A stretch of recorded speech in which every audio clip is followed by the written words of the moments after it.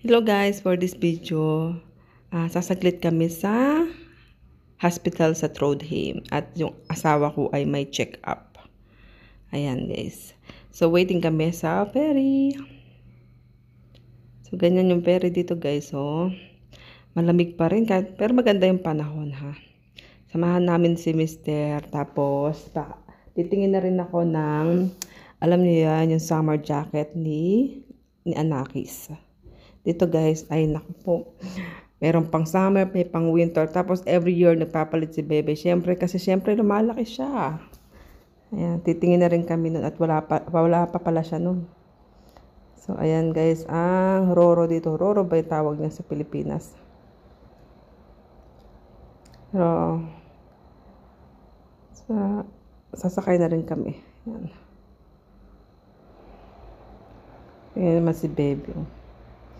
Parang kailan lang, ang liit-liit mo, laki-laki mo na be. Hindi ba? So, ayan guys.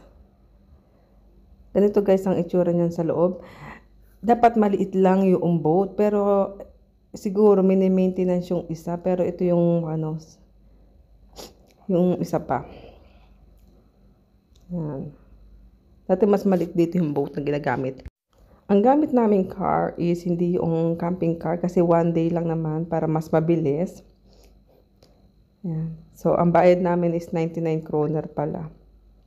Isang car at saka isang box na or adult at isang bata. Kasi yung asawa ko is included sa car. So, 99 kroner ang binayaran namin dyan guys. Ang ganda ng view. Oh. Diba? Napakapayapa ng view. Malamig lang. So, ayan. Kalmado yung karagatan, char. Hindi pa. Tapos, blue yung kalangitan. Si Bebe, mag-isa lang siyang naglalaro. Wala siyang kaagaw. Maaga pa kasi. At saka weekdays.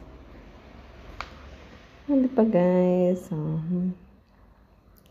So, nakayanin namin at matagal na kami hindi nagdadrive ng back and forth sa Trondheim.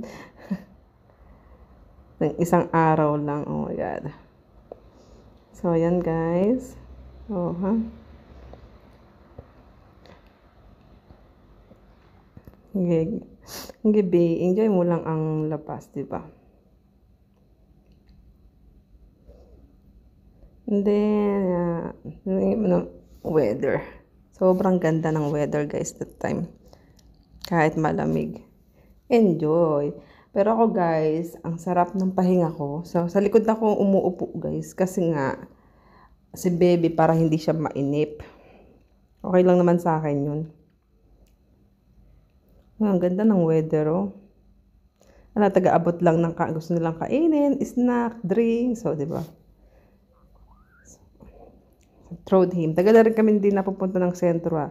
Dati madalas kami sa Taylor lang. So, yan guys, ang Trondheim. Pero parang marami na rin. Wala man pinagbago dito sa part na to. Ayan, ganun pa rin yan. Dito. Ganito ang Trondheim guys. Yan. So, natira ako dito for 2 years din. Noong nag-a-offer pa ako. Offer ba? A-offer. Yan. Diba? Maganda ang Trondheim. Kaya lang magastos. Siyempre, ang daming tukso doon. Kain sa labas, shopping. Oh. Doon ako malapit na natira, nagtrabaho sa T-Hole Tower. So, nandito na kami sa hospital, guys. Madali lang naman hanapin dito kahit malaki tong hospital dito ba. Pagtanong ka agad para hindi masayang yung oras mo. Lalaki ng mga building dito guys. Ayan. Iniwanan muna namin si asawa at siya lang naman ang may check-up. Nang kami ni Bebe enjoy namin ng labas. Ayan. Nag-window shopping na rin kami kasi titingnan nga ako ng summer utaklar niya, summer outdoor clothes. Ayan. At syempre para mauto-uto ko siya, binilan ko siya ng paborito niyang strawberry ice cream.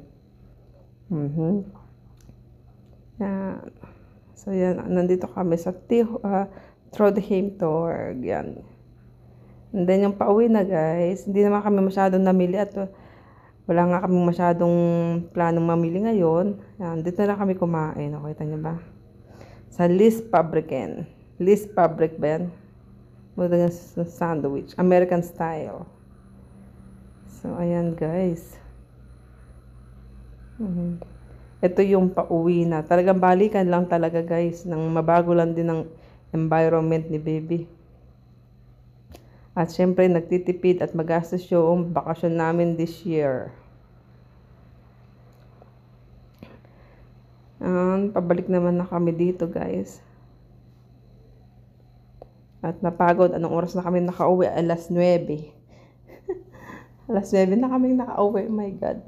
So, buti na lang si baby pinakain na namin. So, tulog na. Shower na lang siya and then tulog.